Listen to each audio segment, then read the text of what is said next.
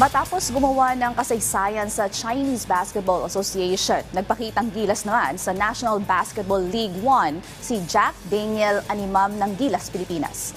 Yan ang ulat ni Daryl Oclares.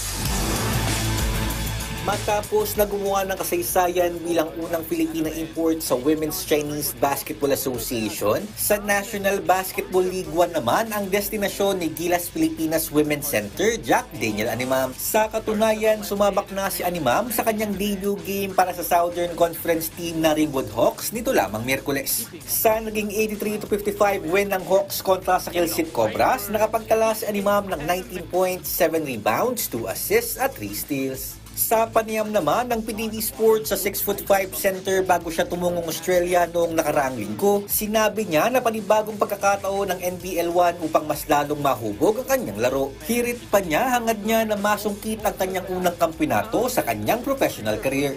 Of course, I'm looking forward, to still continue to hone my skills and get better, and I hope I can bring a championship from my professional career.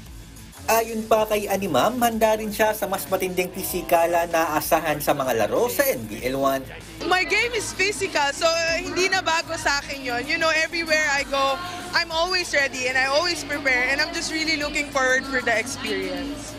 Nang tanungin naman si Animam kung hangad pa rin ba niya na makapaglaro sa WNBA, ay ito ang kanyang naging sagot.